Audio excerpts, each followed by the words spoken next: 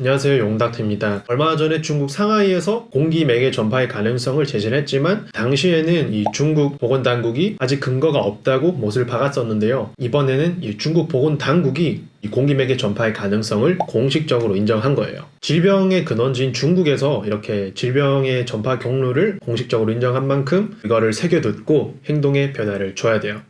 코로나19가 발생을 하고 지금까지 우리나라는 이 1차 방역 체계로 비말 전파에 무게를 두고 질병관리본부, 전국 각지의 보건소나 이런 국가기관들을 중심으로 확진자와 접촉자를 격리시켜 가면서 이렇게 관리를 해왔는데요. 아직 확진자 수가 많지 않으니까 가능했던 거예요. 하지만 이 국내 28, 29, 30, 31번째 환자의 이 감염 경로를 알 수 없게 되면서 지역사회 전파가 시작된 게 아니냐는 우려가 있어 왔고, 어제 오늘 확진자가 급격하게 증가하면서 지역사회 전파가 시작됐다는 것을 몸으로 느낄 수 있었어요. 그래서 제가 오늘 말씀드리고 싶은 거는 크게 5가지인데요. 일단 첫 번째로는 중국에서 이 공기매개 전파의 가능성을 공식적으로 인정했기 때문에 우리도 이 가능성에 따라서 준비를 해야 된다는 겁니다. 따라서 가장 중요한 거는 호흡기 증상이 있으신 분들은 이 일반 마스크보다는 KF 마스크를 끼시는 게 좋고, 숫자가 높은 걸 낄수록 좋다는 거예요. 두 번째는 실내에서 반드시 마스크를 착용을 해야 된다는 건데요. 공기매개 전파는 이런 밀폐된 실내에서 감염률이 훨씬 더 높아지기 때문에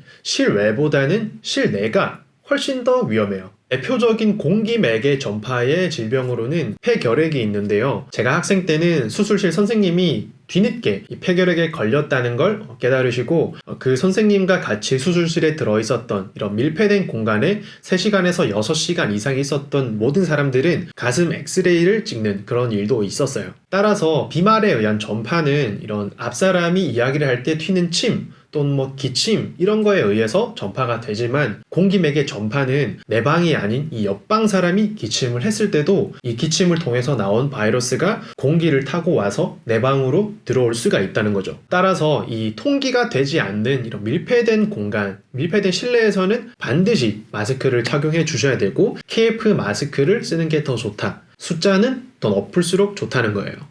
세 번째로는 단체 모임은 웬만하면 하지 않는 게 좋다는 거예요. 모임 내내 마스크를 끼고 있을 자신이 있으면은 제가 할 말은 없지만 그러기가 쉽지 않잖아요. 접촉에 의한 감염도 충분히 가능한 상황이고, 공기를 타고 음식에 앉아있던 이런 코로나가 원인이 될 수도 있는 거예요. 네 번째로는 호흡기 증상이 있거나 미열이 있다면 반드시 검사를 받아보는 게 좋다는 거예요.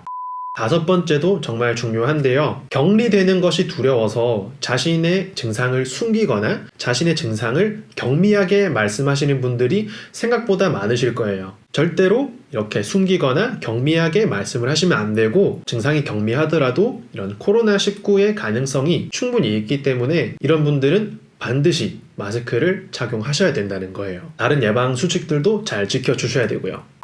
공기매개 전파에 대한 가능성이 공식적으로 인정된 만큼 오늘 영상도 잘 숙지하셔서 앞으로도 코로나19 예방에 많은 도움이 됐으면 좋겠어요.